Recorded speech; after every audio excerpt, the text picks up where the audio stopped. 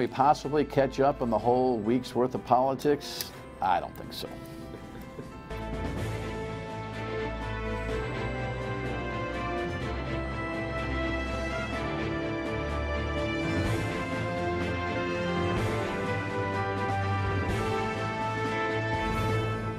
The Dan York State of Mind program is brought to you in part by Lookout Rhode Island and Takeo Comfort Solutions.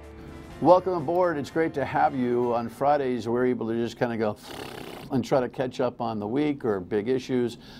We tape our Friday programs on Thursday afternoon, so I always warn you, I know you Friday will be, I know, Dan, of something, but I tell you that because the news cycle moves so quickly. Sometimes we have to catch up on Monday and Tuesday for what happened the day that we were supposed to be taped. Anyway, we tape our Friday shows on Thursday, and that's all. What do you want from me?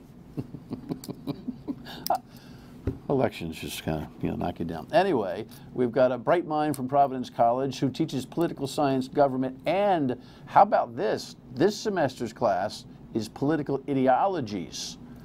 Not that that's not part of the fabric these days. So let's try to catch up. And we haven't had a chance. We had a great show with Ted Nesi and Joe Fleming on Wednesday following the election. If you didn't see that, go online at foxprovidence.com because we broke down the local elections in specificity. But we really didn't have much time for the national scene. So let's flip that, all right, and remind ourselves, even yesterday, I don't know that the CNN reporter story is necessarily the middle of the that's not the bulk of what happened yesterday, but it is an interesting sidebar. Here's the network's attempted summary at what was a wieldy press conference and results from Tuesday. I'll be honest. I thought it was a very close to complete victory. President Trump celebrated the election results today, focusing on the seats Republicans gained in the Senate, and he gave the lion's share of the credit to himself. I only had me. I didn't have anybody else. He downplayed the Democratic takeover of the House and said there's a good chance the two parties can work together. I would like to see bipartisanship. I'd like to see unity. But when asked what will happen if House Democrats use their power as the majority to initiate a flurry of investigations of the president and his administration, his tone changed dramatically. If they do that, then it's just all it is a warlike posture. The press conference itself took on a warlike posture as he repeatedly lashed out at reporters. That's enough. That's enough. Mr. President, that's enough. I was going to ask one of the other folks. That's enough. Pardon me, ma'am. Sit down, please. Sit down. I didn't call you. I didn't call you. Hurling insults when he thought questions were unfair. You called yourself a nationalist. Some people saw that as emboldening white nationalists. Now people are also saying I don't know why you'd that say the that. That's such a racist question. And it wasn't just reporters who were on the receiving end of his ire. Mike Kaufman. Too bad, Mike. Peter Roscom didn't want the embrace. And Barbara Comstock was another one. I mean, I think she could have won that race. He mocked Republican incumbents by name who distanced themselves from him and lost. Mia Love gave me no love, and she lost. Too bad. Sorry about that, Mia. Perhaps surprisingly, he praised Democrat Nancy Pelosi, one of his biggest critics, who's likely to be the next Speaker of the House. I give her a great deal of credit for what she's done and what she's accomplished. Hopefully we can all work together next year. Yeah, I mean, someone wrote, he stayed on script for that part. Just a fascinating guy, isn't he, in so many ways? No doubt. My goodness. Adam Myers is an assistant professor of political science at Providence College. I love the fact that you're teaching political ideology. We got to get into that over the course. But welcome. What was your gut check take just from the election itself? Let's start there. Well, there's obviously a lot to say. I would say that in general, it was a good night for Democrats in the sense that they took control of the House, right? They have a seat at the table in the federal government. They have the check on President Trump that they wanted. On the other hand, Republicans did better than expected in the Senate, and they kept Democratic gains in governor's races to a relatively low number. And so you can kind of think of it as a split decision.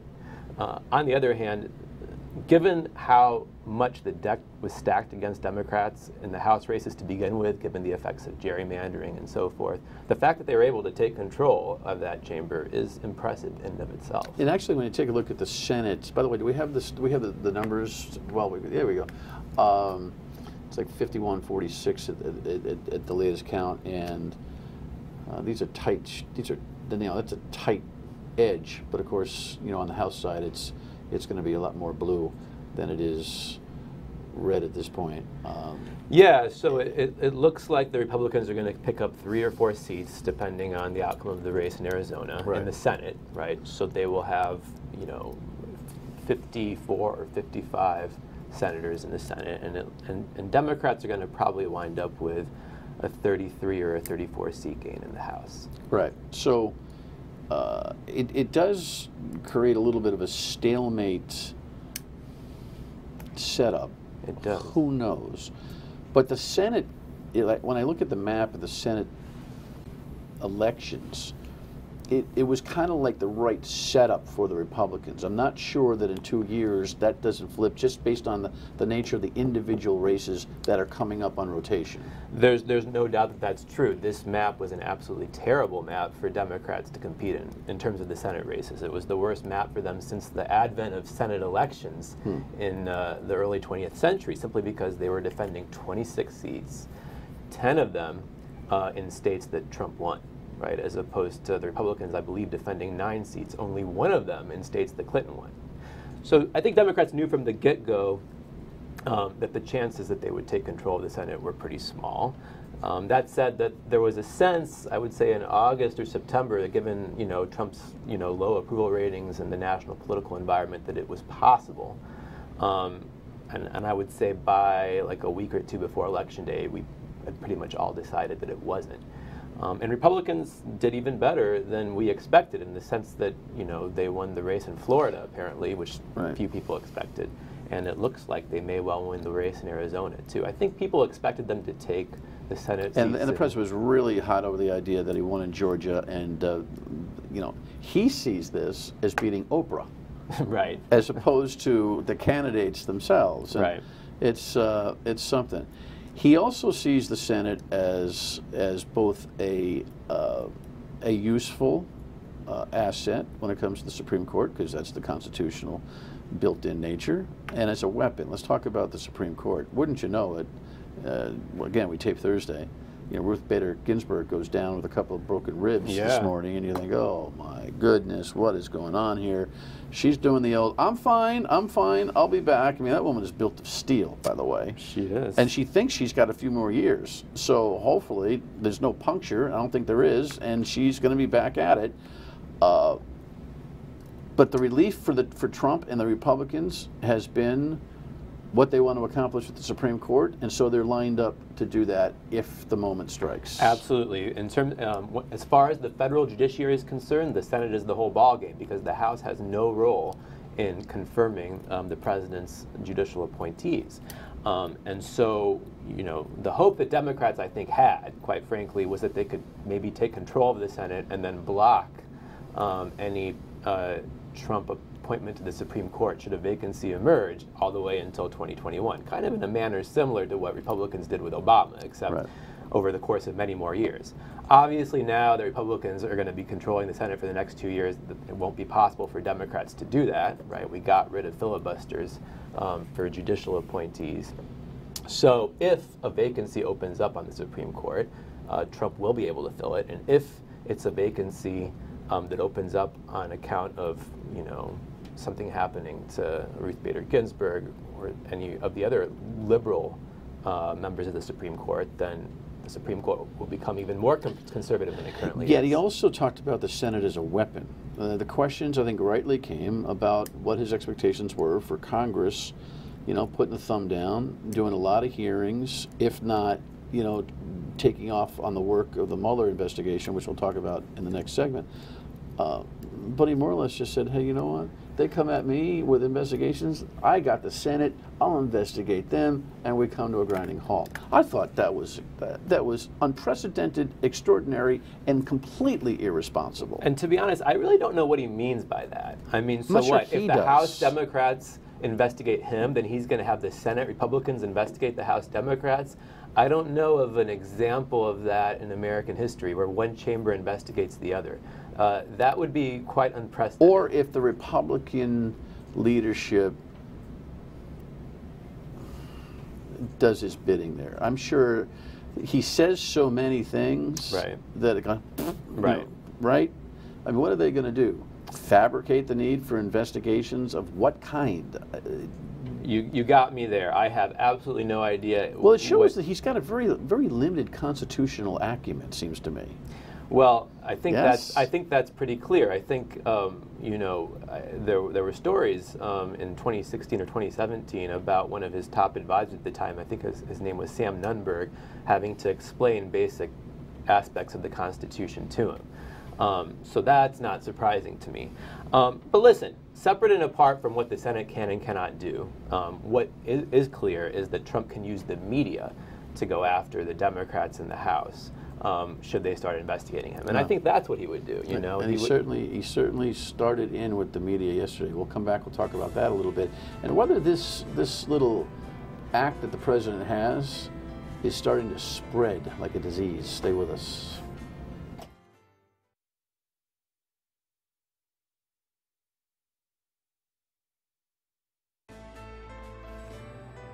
Mattiello criticized the media for reporting on his handling of sexual harassment claims made against former chair of the House Finance Committee, Cale Keeble, who lost his race Tuesday night.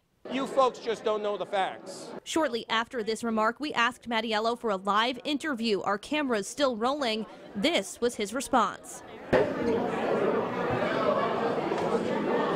do you need him, right here?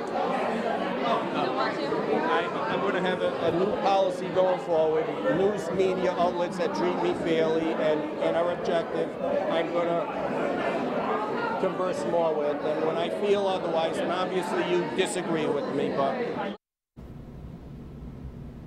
Mr. Speaker, and clearly that comes from the Ted Nesi-generated WPRI.com story on Representative Cale Keeble's difficulty with a potential report of sexual harassment of another state representative, Kazarian, in East Providence, and it did land a week before the election, and he's sore about it. But, you know, that's Nick Mattiello acting out. You know, I've known the Speaker for quite some time. He takes things personally sometimes. It's a rough and tumble business. But you can tell that he's even conflicted about putting a hammer down on not responding on election night to the win because he's mad at Channel 12. I don't know if the top-down atmosphere didn't exist like it did right now, that he'd even go there. Does it make any sense to you? Well, yeah. I mean, he is under a lot of pressure. He knows that there's an awful lot of people in the state that want to take him down. And so I kind of understand why he's acting that defensive. On the other hand, but it's a little Trumpian. He just won. Right. Well, he just won, and he will control this. He will control, and he will return as House Speaker. Right. Right. It's just that everyone's nervous system, political nervous system, is unraveling. Is fraying. Right. Yeah, no, that's true. You kind of wish that everybody would remember how to act like grown-ups again. Apparently, you know, that's not realistic. So when we talk about reporters, the reason I played that in there is that you're talking about the media and Trump's, you know, continued barrage on the media, and using his media skills and his social media skills to go after House Democrats, try to neutralize them if they begin to put some more pressure on him for hopefully the right reasons. I think they need to be very disciplined about how they go about that. You know, some legislation on health care might be a good idea. You know, something along that line. But it's just hard for everyday people in this country to figure out how to judge right, wrong, methods, truth, all of that kind of a thing. I agree with you, and not responding to an entire media source, right? Just ignoring, you know, an entire channel or an entire network seems to me to be not the right way to go about it. And beating up on individual reporters now, you know, the CNN guy, April Ryan, you know, calling the public radio reporter, by the way, two African-American women who are asking legitimate questions. He calls one, suggests one question is racist, in his words, and then he shouts her down on voter suppression conference, April Ryan, I think 3 times. Does he have any idea what the appearance is there? Yeah, well, it's apparently not affecting him in his district, though, right? I mean, his district voted to re-elect him again, And you know, it's fascinating. No, I'm talking about the president. Oh, you're talking about the president now. I'm talking about April Ryan nationally. I just moved back to the president. Okay. You're with me on that one? Yeah. Okay. Got So my point is the tone and the use of the media and the running from the media and just the whole relationship with the media, I think is off, and I think it's coming. I think the disease is spreading out of Washington. Your final thought on that? Yeah. I absolutely agree. I mean, the president sets the tone for politics really in the entire country, right? So obviously this stuff percolates down. What do you think is going to happen now that Attorney General Sessions has been, canned? And by the way, an hour-and-a-half press conference yesterday says nothing about it, and it happens immediately thereafter. I mean, even staunch Trumpers get a bad taste in their mouth about that. I don't know. No, I think it's in the president's interest to keep the news cycle moving in light speed, and so who knows? We might not even be talking about this tomorrow. And because the news cycle changes so rapidly, I think the president can get away with a lot of these things. So when you teach about ideology, I'd be fascinated to sit in a class like this. Yeah. What's his ideology? It seems to me his ideology is about moving the news cycle. I don't think he has a coherent ideology. I sometimes ask students how you would describe what his ideology is, and people have a very hard time doing it. Right? He picks and chooses from different ideologies, right? And he in a sense represents a new. I mean, in 2016, we all thought he represented kind of the emergence of a new ideology in American politics. Sort of somewhat nationalist and anti-free trade, but also supportive of entitlement programs and so forth. Some kind of a mix of views a lot on top of being sort of throwing bones at evangelical Christians and at the Christian right and so forth. That kind of mix was not a mix that we'd seen before. Look how long it takes you to explain the mix. Yeah. I mean, that's the thing. Yeah. It's a wicked puzzle. Right. But maybe when we have more time on another day, I'd like to have you come back and talk about the ideologies, because we do. Well, give me 30 seconds on it, if you can. We have a very, other than Donald Trump, right, or maybe exacerbated by Donald Trump, right, we have a very polarized ideological view competing in this country right now. No doubt.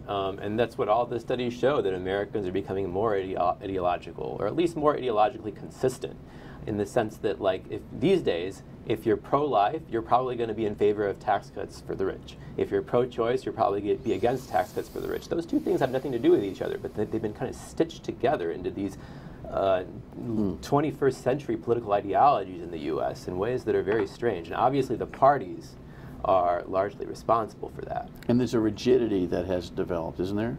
There is definitely a rigidity, in the sense that, increasingly people are unable to see the other side's point of view.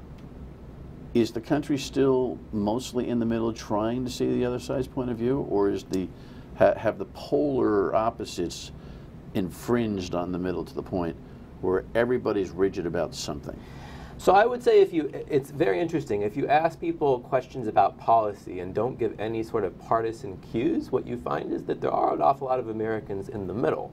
And so in that sense, the country is not polarized. On the other hand, there are a growing percentage of Americans that really view the other side as being bad, as being the enemy, right? And so how is it that we've come to have this combative partisanship without that ideological You are divide? so on it. Short story. Close friend of mine for years the other day talked about his Medicare. Loves his Medicare. Right. Loves his Medicare, was going on about the little co-pays and blah, blah, blah, da, da, da. A Trumper through and through. Huh. And I said, well, geez, Republicans are talking about gutting that thing a little bit. Right. We weren't talking about Trump. He was just talking about his Medicare. Right. Stumped him. Stumped him. Yeah. So no cues, just because we were talking about health insurance. Right. When you have a conversation about public policy that's divorced of the political personalities and the parties and all of that, it turns out that we can find common ground, or that ordinary Americans can find common ground. Once you bring in the political personalities into it, once you bring in Trump, once you bring in Pelosi and so forth, at that point, kind of people's emotions start getting into the mix, right? Yes. Well, there's a lot of emotion in the Rhode Island election as well. We'll talk about how those ideologies formed, and they did in the state when we come back. Stay with us.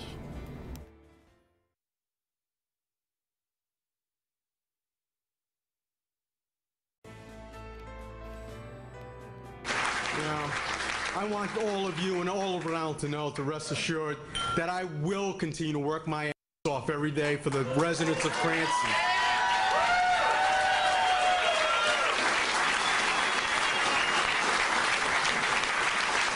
And wherever I need to, in our state of Rhode Island, you're not going to shut me the hell up. Because I see all of you here, I see every one of you that privileged me with your vote. I'm not going to shut up. I will be here to fight for all of you and continue this mission to make our state a great damn state. Tone. Right. Well, I mean, it's a combative concession speech. You know, politicians give them sometimes. Yeah. I don't know who told him to shut up. That's the thing, you know. But now that he did that, I can say, Alan, shut up. You just, you know, try to stay up here. But there was a lot of, I mean, listen, these are competitive. This is not new. Right. Donald Trump didn't invent competition. No, not at all. We've had it forever. However, even if you look at Rhode Island's blue and red, it's becoming more and more defined. Absolutely. What do you think about that? Oh, I think it's fascinating. You know, this is what a lot of my research has been about, the growing geographical divide in the United States. Interstate and intrastate. Right. So I think most of it is actually intrastate. I mean, in other words, I think the big divide in American politics isn't like South versus Midwest versus Northeast. I think it's primarily, for lack of a better way to put it, urban versus rural, metropolitan versus non-metropolitan. So what that means is that even in a tiny state like Rhode Island, you can see these divides. All of the coastal communities voted for Raimondo. Pretty much all of the inland communities voted for Fung. And 2 years ago in the presidential race, it was the same way. And if you look at Republicans in the General Assembly, right, at this point, I think almost all of the Republicans in the House of Representatives come from places like Foster, Gloucester, Burrillville, you know, and so forth. Like, you know, it's really quite stark. It really is. It's fascinating.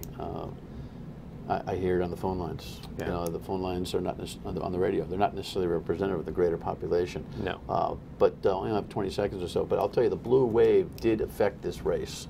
So to say about Trillo affecting Fung getting caught up with Trillo. I think Mattiello survived in part as a Democrat, and Raimondo got over 50 in part because the blue ripple at least came through Rhode Island. You think so? Because I will tell you this, Mattiello's district voted for Fung. So Fung won it. There were 4,000 less votes for Fung in 2018 than there were in 2014. Right. So when you're talking about 150 votes separating the candidates. Right. Anyway, this is the fun of political science, right? You just Absolutely. keep pouring through the numbers. You go, I think it's this. Well, it could be this. It's probably that. And we all know it after the election, right? Right. We never know it before the election. Definitely. Thanks for the visit. Oh, it's my Appreciate pleasure. it. When we come back, final word. Stay with us.